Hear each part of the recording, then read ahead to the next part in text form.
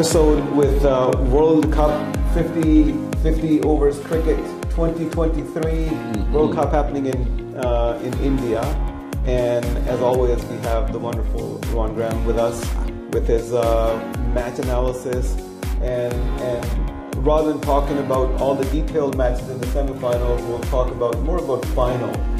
But just for the viewers, a reminder, maybe World Cup is too far gone. There were two semifinals. The first semifinal was between the New Zealand and India, and then South Africa played against Australia. And India and Australia making it to the finals. India, everybody thought that they will go into it. Australia were very iffy in the beginning, but ended up going into the final. But just briefly talking about the attitude of India, and let's talk about a little bit of a semifinal of India, because let's focus on India.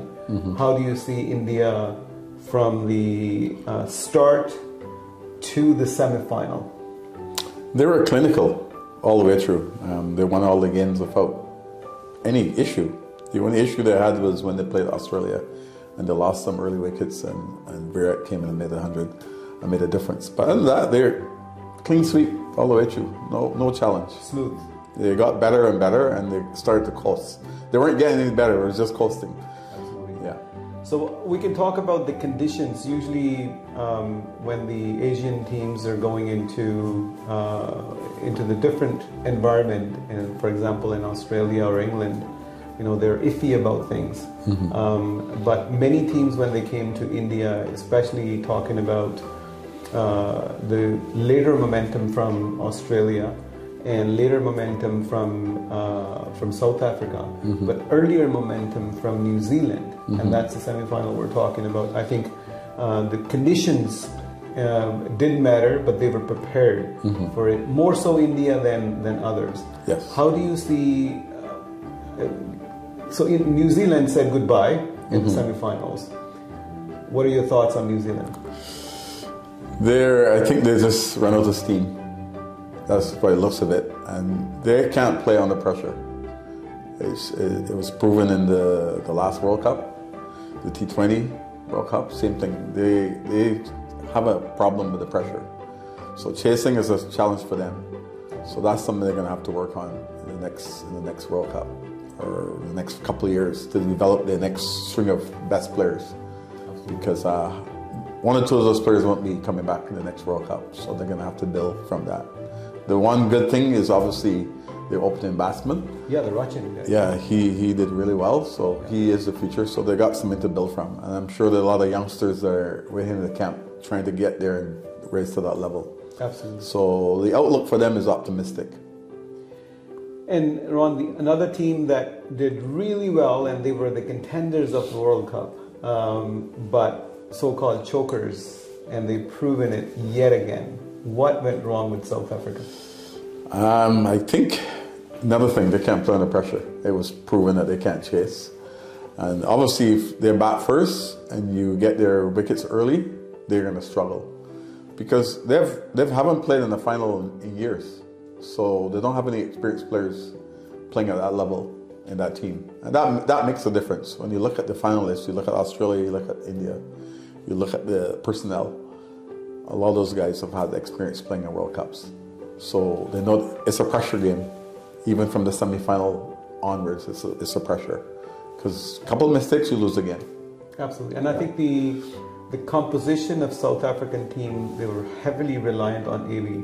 The de Kock. And I think if he was in the go and in the green and the purple belt, the whole team, because they were the stroke makers, right? So they were doing really well. And as soon as you see a failure from up top, it wasn't the same game ever again. Yeah, it is tough when you lose early wickets.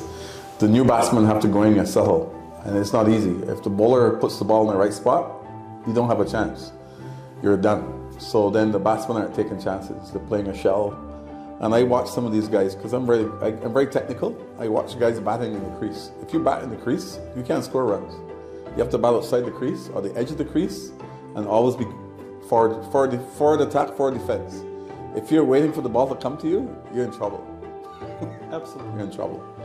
So, fast forwarding to the day, the Judgment Day.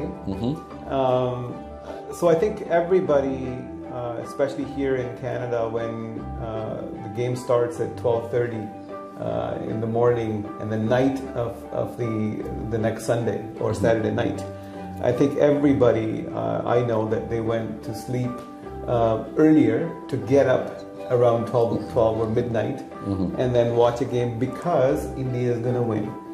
And I'm sure the 1.3 billion people thought the same, and they brought in, and you could see the stadium in Ahmedabad, and I think it was all blue, wave of blue, and people wanted to come out and they wanted to look at it.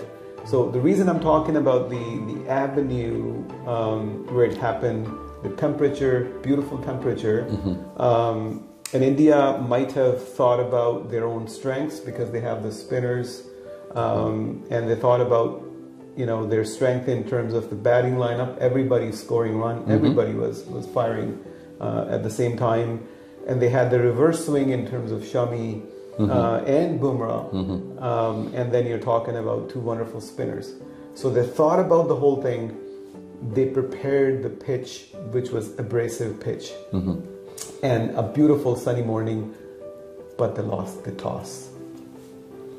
Well, at the toss, Waraich says if he had won the toss, he would have gone to bat first. Because that's easier said than done. But in hindsight, that's what he said. They wanted to. Well, actually, when after the toss, they asked him, "Oh, well, if I won the toss, I would bat first." Yeah. But Australia wanted it more because they had a game plan, and they played it to the T. And as you more know about this one, that more of the Asian teams, because of the pressure handling, we probably are not as good as pressure handling as Australians are. It's just a nature thing, Some stuff you can't change. Some stuff from West Indies bowlers, what's in the muscles and what's in there, you can't change it. I mean, you can't replicate it, right? Yeah. So pressure is the other thing that we cannot replicate. And I believe that Sharma said, he would have had batted. Might be that's the only reason. Otherwise, you would think that this is a kind of a pitch where my spinner is going to do well, and Shami is taking wickets. He will be able to reverse swing it. We can get them out for cheap, and then you go for the chase. Evening time, maybe a dew factor, and we'll win it. But anyway, so the toss was one thing. And then, for me, the Australian captain Cummins, I thought he was short in his thinking, how he started the games, and I personally was thinking, he's probably not the right captain, but he really assessed the pitch, the conditions, the Indian team. How would you rate? Let's talk about Sharma and Cummins. I mean, Sharma's a better captain. Yeah, he's a better captain. And it's tough having a fast bowler as captain. I mean, I heard Gavaskar talking about it and Bishop, but fast bowler cannot be captain. There's too many things going on when you're using a new ball. You got to look at field placement. You need help. So the keeper has to help you a lot. And if you're not bowling well, that's your one problem you got to deal with. Now you got to deal with the next over, who's going to bowl, and field placing. It's too much. So, but they've got some veterans on that team. So that's what helped him out a lot. And let's talk about the Indian batting lineup. Now you have, starting from Sharma, Gill, Virat Kohli, KL Rahul, everybody, every one of them, they have a potential to score hundreds and 100 in a hurry. You can talk about, individual innings with 15 fours and 5 sixes or something like that, right? 50 overs, 13 fours and 3 sixes. Yeah. Out of all of them, pressure? Pressure. The way the game was played out, as I was saying earlier, if you look at the field placing, all the teams that played India never had a sweeper in the first 5 overs. Australia put a sweeper square cover. That's where Roy and Gill like to score their boundaries. And they set the field right. They had a guy backward, mid wicket for the hook. It's a big ground, so he can't play that hook shot at will anymore. So he's looking to score to the offside, which is the shorter part of the field, to the boundary. So they covered the bases and they bowled the line. But we had a good scoring rate. They had a really good scoring rate. Gill got out early. Not a problem. It's going to happen. But Rohit looked good. And as I said, I told my friends, the turning point is him getting out in the 9.2 overs. Absolutely. Yeah. You can't get out. Can't play a shot like that. The guy took an incredible catch that most people wouldn't take, but it's still a risky shot. Because if you get out, new batsmen have to come in and reset. It's difficult. Yeah. Unless the score is 100 without loss or something, it's harder for that number 4 batsman to come in and settle. And he only made 4, and then he was gone. More pressure. Now Rahul can't bat freely. He has to pull the innings together. Now they have to bat. He faced 100 and something balls and only scored 60 something. Yeah. So he wasn't playing his natural game. And Waraich got out. He was batting well. He got out, surprisingly, and they never recovered. And but they played the game right. I mean, Australia had a game plan, and I think India played to their full potential without pushing the envelope. And they were doing it through the whole tournament, and they were winning. And it was their game to lose. Absolutely. And I think that is the main aspect. What you're touching upon is if you don't play out of your skin, then the other team is comfortable. So that's what my complaint was, that all the other teams, New Zealand, apart from South Africa, all the other teams, they wanted to play cautiously, let the bowlers make their line of length, right? Indian bowlers, and we'll talk about bowling in a bit, but I'm just going to compare because they were the benchmark. They will bowl the full length deliveries to allow the ball to swing and take full advantage of the wickets, whether if there's a seaming or not, right? So Stark is not bowling well. Throughout the tournament, everybody's just beating the hell out of them, right? But here you would allow him to. He was still steaming in. He wasn't wasn't steaming in before. But he's steaming in, but he's bowling at the lengths that the batsman would allow him to. Correct. Except the first 9 overs, when Sharma said it's my game. Correct. But I think I'll be shy to say, because Virat Kohli is too big of a player to have said that he was in his shell. KL Rahul went to in his shell, but 1 or 2 of them had to go out of their skins and out of their normal games, because that's when you're playing against the bowling lineup and let them bowl at different lengths. But they allow to come and bowl beautiful bowling. I mean, captain was bowling like I'm in to take a wicket, and he'll take a wicket. And I want you to just compare the fast bowling and the spinners, because Australia went in knowingly that they have a hole. They don't have the 10 overs of spinners. They're going to go with Maxwell, Travis Head. So that wasn't going to do it, right? And this is where India was going to take advantage of. But they weren't. They didn't want to take the risk, because what if one of those shots go in the air, you get out, then your scoring rate's down and you're losing more wickets. So they try to play it safe, but I think it's still the wrong play.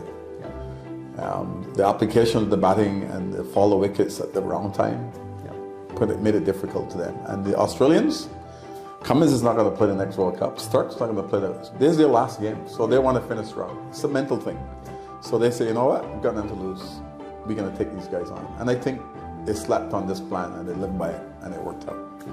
And unfortunately, India should have won the game. All the stars were aligned for them. It didn't happen.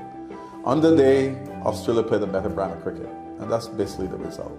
That's what it is. But having said that, Ron, for a second, 240 runs is not on par. But for the final, it's not too bad of a score. And consider that Australia comes in for the batting, and then I think they were like 47 for 3 or something. 57 for 3. Right? But allow me to say one thing, and I want your comments on this one, that you always went with Siraj and Bumrah. Right? Siraj will bowl the full-length deliveries, mostly into the batting zone, so that if it swings, yes, you're going to score me You're going to hit me some boundaries, but I might take a couple of your wickets. Bumrah's bowling line and length. He's trying to take wickets with his line and length. And then it's an abrasive wicket. And then Shami, you bowl so well that I want the wickets in the middle overs. And you could reverse it. You know, ball would be shaped in very well. They changed it. Why? Overconfidence.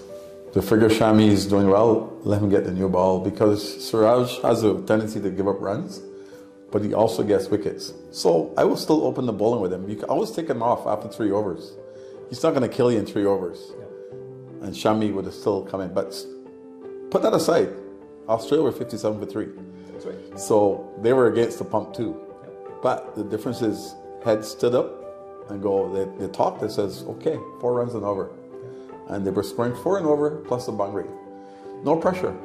So Boomer was struggling, because I saw him take this towel and just knock the bill over because it wasn't working. Because once the team gets on top and they have a plan, it's like a wall. You can't get to it. It's a mental wall, really. And that's what happened.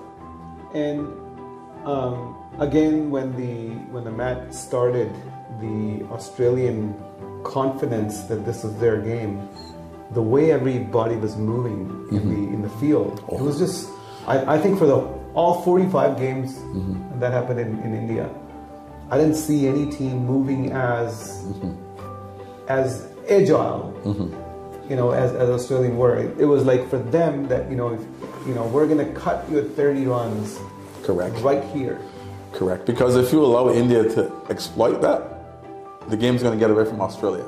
So their plan was, we're going to try and put these guys in the cage, make them hit against the curve.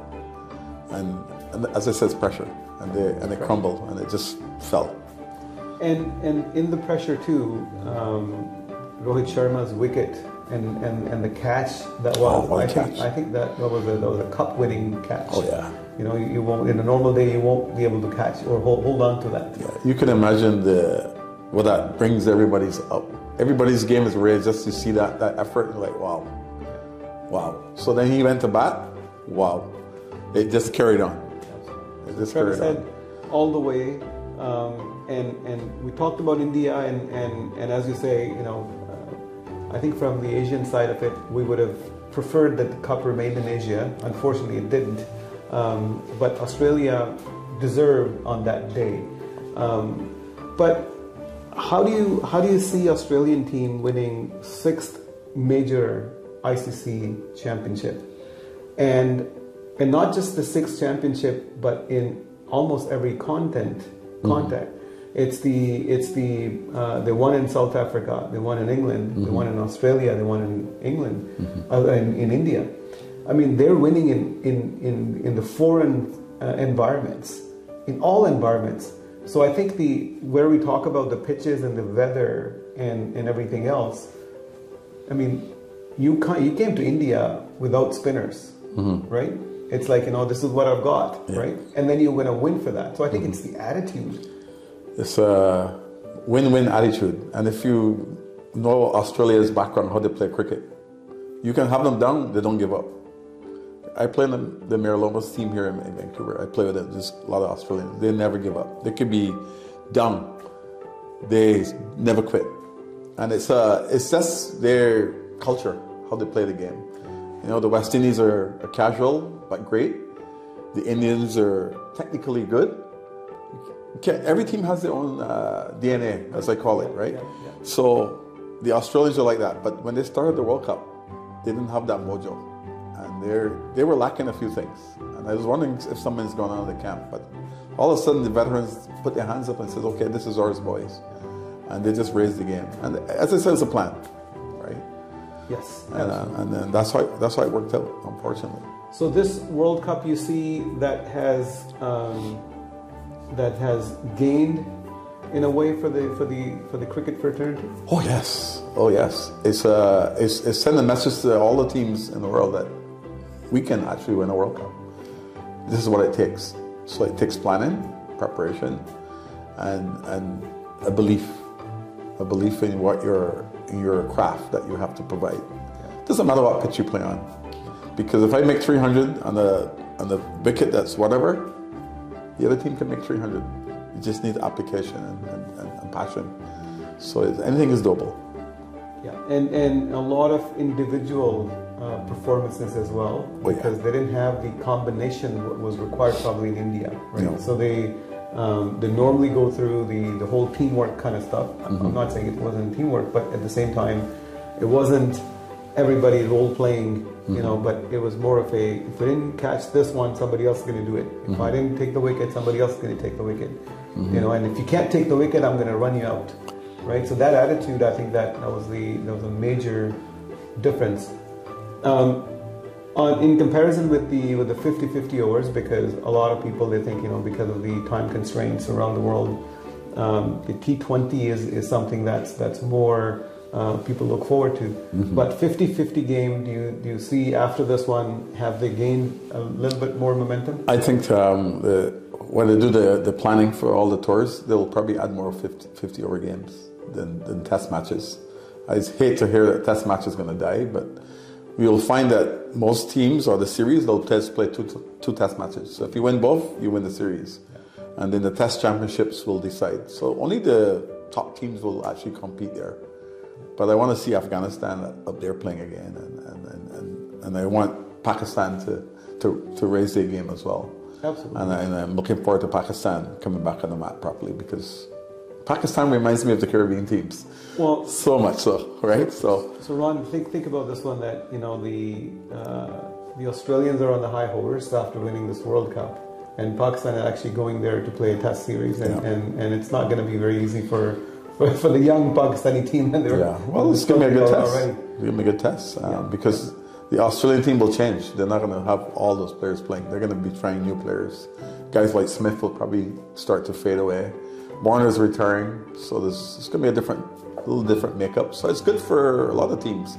I'm looking forward to the T20 coming up soon. That's next year, right? So that's going to be interesting to see what those teams look like in terms of personnel before I can kind of guess which ones is going to do top 4 again. Absolutely.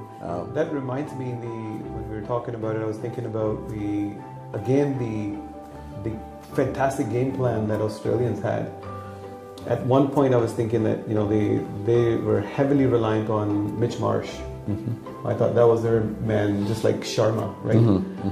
But then Warner started to go, right? And then Travis Head came halfway through, and then I think this was his second or third century, right? Correct. And just went ahead.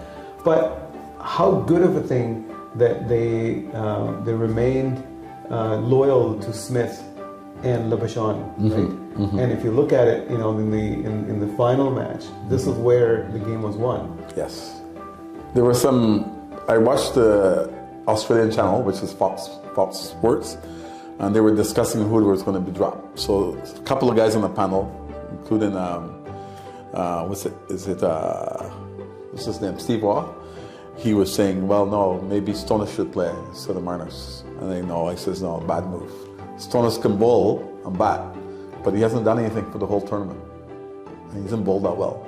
Marnus he's a fighter. He's a test batsman. He needs somebody in the middle to hold that. It's like a glue. And he didn't make one false shot. And he was determined.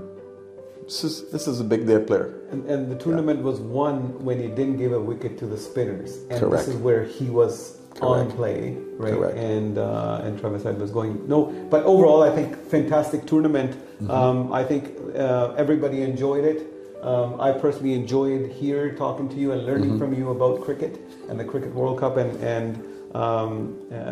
this Vancouver with Naveed Waraich production will do more and more series to come, and then we'll talk more and enjoy more. Hopefully the people have enjoyed the program, and they can let us know their comments, and we can improve on from there. But having said that, congratulations Australia, and better luck India next time, because India was the champ for many, and they're still champion even though they lost the game. Well, I was telling Naveed, I just read yesterday that all the India players got $2 million US each from the BCCI, not ICC. So that tells you. They deserve it, man. Yeah, loyalty. So they look after the players. So that's going to spread like a virus. So players want to play in that play in here. Great. Thank you very much again. And enjoy cricket all around. Take care. So Ron, let's talk about your experience, the entire game.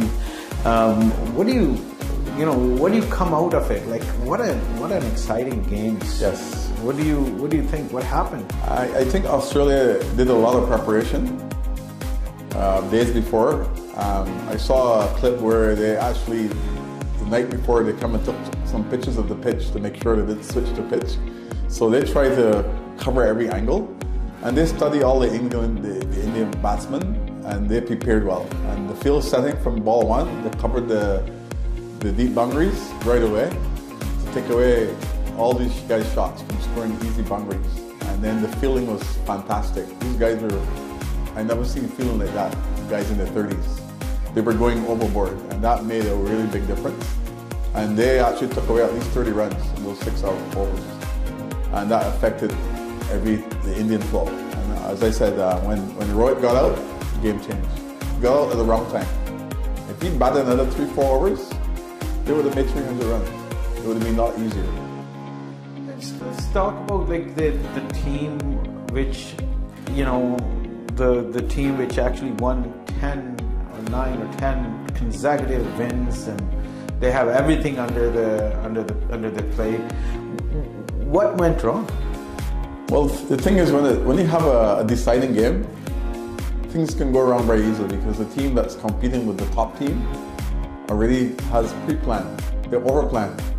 Whereas the team that's winning, they come in to do the same thing they were doing the whole tournament because they had the confidence. They weren't arrogant or anything like that. It's just Australia were better on that day, and that was the difference. I don't think Australia is a better team, but on the day of the final, Australia played a better game, better brand of cricket, from the fielding, the bowling, and the batting. That's the game in a nutshell. So, Indian team was never pressured, even the semi-finals, even their league matches. But how much pressure plays a role in the final game? Like, everybody's talking about pressure handling, pressure, and Australians are always better at pressure handling because they've won six ICC World Champions. Like, what happened here? Why Indians are not good at handling pressure, if so? I think they are. It's just the fall of the wickets made a big difference. As you see, India lost 3 wickets for like 60 runs. When Australia batted, they were 57 for 3 as well. They were under the gun. But what the difference is, the batsman had, he didn't take any chances. He played the ball in his merit. They were getting 4 over easily. So there was no pressure to score those runs chasing on the wicket that was actually better for batting because of the dew. Made a big difference. That was the whole plan. I mean, when they won the toss, they were so happy. They went, okay, we're feeling. And India were happy to bat first because their plan was to build a big score, which was in the cards. But when you lose wickets after the first power play, and you got new batsmen coming in, they have to start over. And it's already a pressure game, so it become more different because the bowlers were bowling good line and length because they were on top.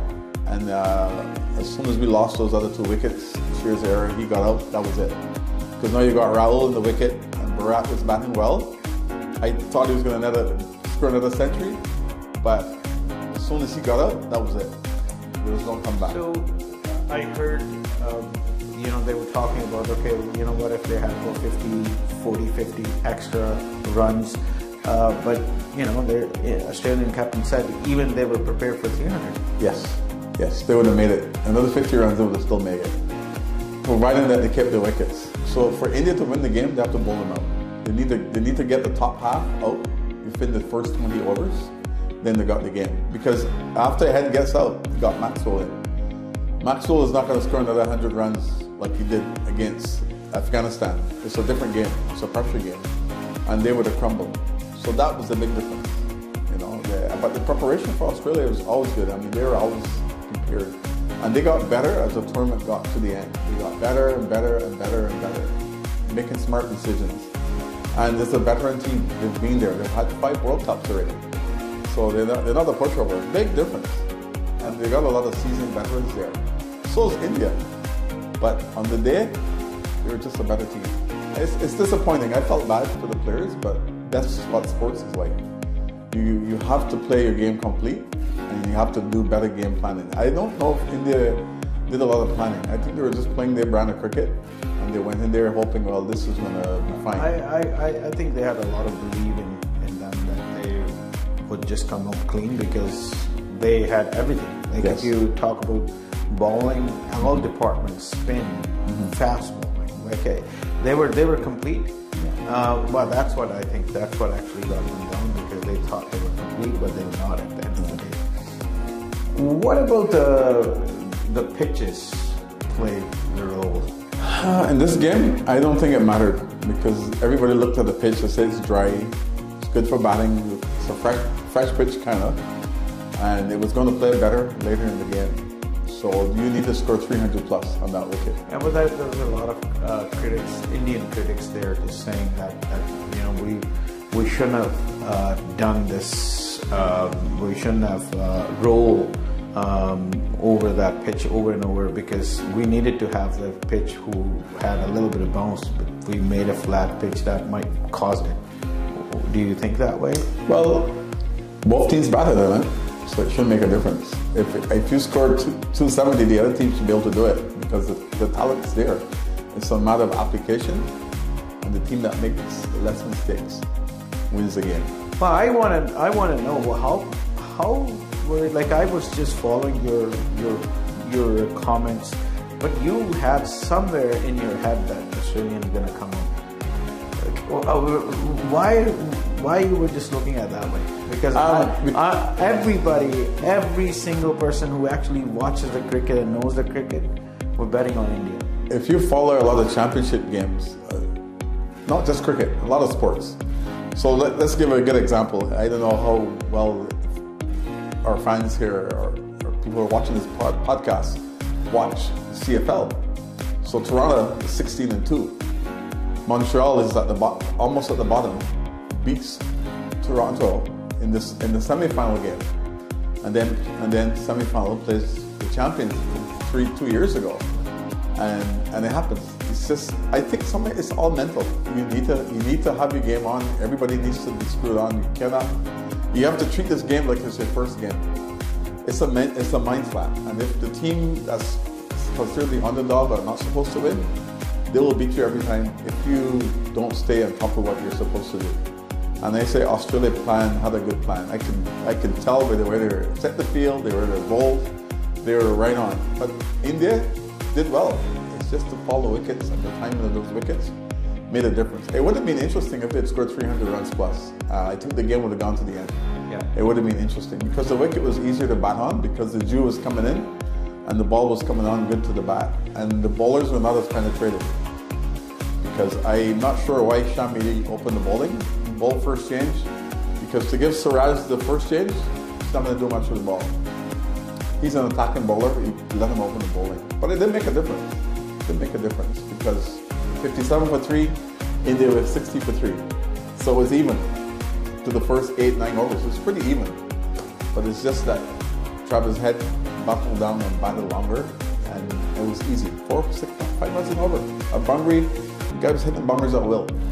So, and when this is happening and you're the fielding side, it takes away all your mojo. You do everything and nothing is working.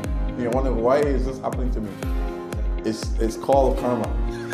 Karma in cricket. So how about a lot of critics are, not critics, but a lot of people are saying that it's actually the Maxwell Afghanistan win which actually made everybody have that belief that they're gonna come up, because that was the trigger point where the Maxwell innings, everybody's just saying that Maxwell innings made them believe that they're gonna. What do you think? I believe in that. That's part of it. Confidence is one of these things that's infectious, and when one or two people are starting to do well, especially Maxwell, they can believe he scored 200 runs in a short space of time. Who would believe that? But it happened. So that tells you we have to believe. You're playing against veterans that have gone to the World Cup before and won. And maybe if they were doubters in the beginning, that was gone. And they were ready for India. And India was not quite ready for Australia.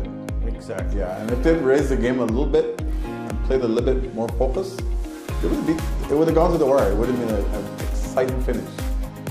But that's the way it goes. That's the way it goes. I know it's disappointing, and it feels like you put all this work in and it's gone out the window. But 4 years later, do you think 50-60% of the Indian teams are going to stay? Yeah, most of the team, half of the team will be gone because they're guys in their 30s.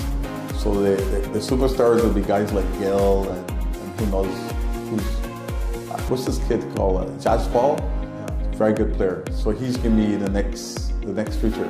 He's going to be the next Gill, next World Cup. Yeah, exactly. Because he's quite young. And so it's good that they're playing the T20 series against Australia starting this weekend. But it's not going to be a lot of hype. You can't compete with the World Cup. No. But it's still going to be interesting. Once there's cricket going on in India, people will watch. And it's good to keep the money coming in, right? I mean, it's all